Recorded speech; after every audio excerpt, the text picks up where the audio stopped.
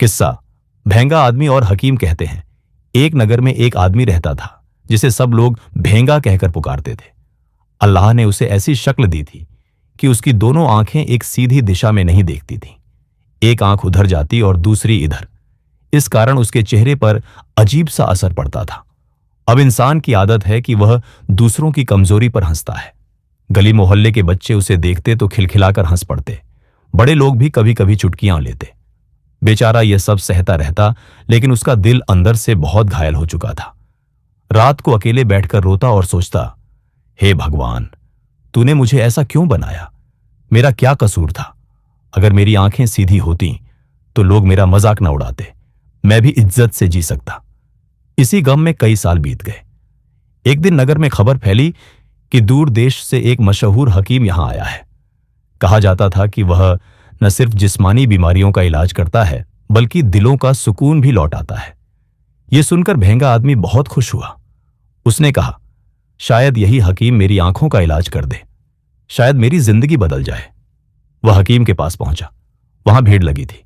कोई सिर दर्द का इलाज करा रहा था, कोई कमजोरी का, कोई और रोग का।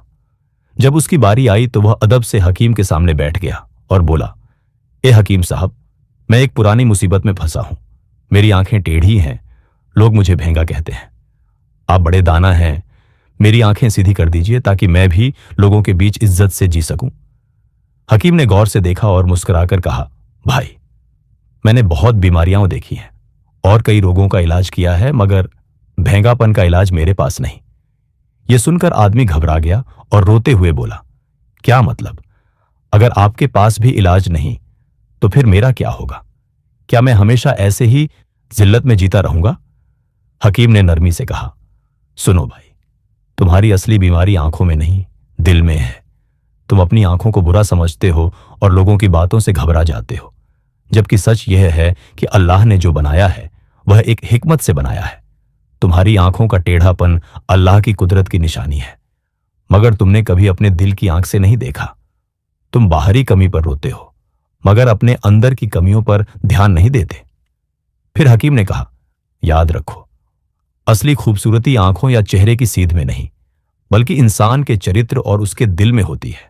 हजारों लोग हैं जो बाहर से खूबसूरत हैं, मगर उनके अंदर अंधेरा है, और बहुत से ऐसे हैं जिनके चेहरे में कमी है मगर दिल उज्जवल है और लोग उन्हें इज्जत देते हैं। अगर तुम अपने दिल को दुरुस्त कर लो तो यह जाहिरी कमी तुम्हारे लिए कोई कमी नहीं रहेगी। भेंगा आदमी यह सुनकर कुछ देर चुप रहा। फिर उसकी आंखों से आंसू बह निकले।